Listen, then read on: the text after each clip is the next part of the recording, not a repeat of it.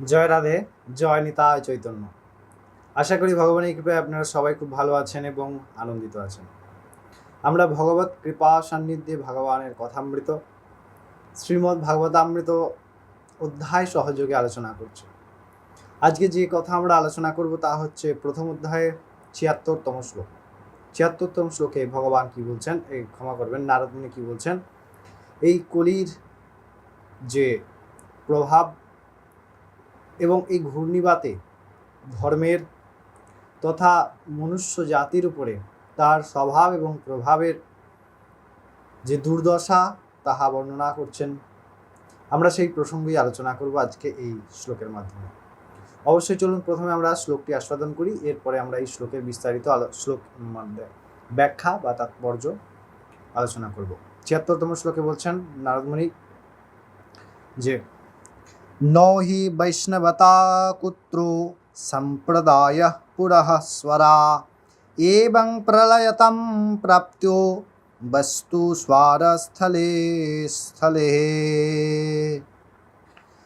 নারদ মুনি বলছেন যে এইভাবেই কলির প্রভাবে সমস্ত জায়গায় ধর্ম এবং তাহার প্রভাব নষ্ট হয়েছে। সম্প্রদায়গতভাবে বৈষ্ণবগণ তাহাদের লক্ষণ থেকে বিচ্যুত হচ্ছেন। সুতরাং সার্বিকভাবে ধর্মের যে মহা দুরবস্থা, সেই দুরবস্থা পরিলক্ষিত হচ্ছে এবং এই দুরবস্থা থেকে উন্নীত হওয়ার কোনো জায়গা পাওয়া যাচ্ছে না কলিতে। কারণ আমরা যারা আধ্যাত্ম মার্গে চলি বা আচরণ করার চেষ্টা করি, এই আধ্যাত্ম মার্গ কলিযুগের জন্য অত্যন্ত কঠিন, তবে সহজ হয় কেবলমাত্র সাধু আশ্রয় গ্রহণ করলেই।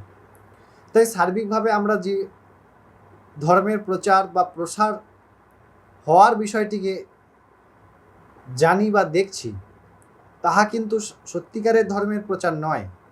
কারণ এই কলিযুগে আমরা আগেও শুনলাম, আগের শ্লোকেও শুনলাম যে কেবলমাত্র আগের শ্লোক অর্থাৎ আগের শ্লোকগুলিতে পর্যায়ক্রমে যে কেবলমাত্র অর্থের বিনিময়ে শাস্ত্রকারগণ শাস্ত্রের প্রবচন করছেন, ব্রাহ্মণগণ শাস্ত্রপাঠ পূজা আদি করছেন কেবল অর্থের বিনিময়ে, জগৎ কল্যাণের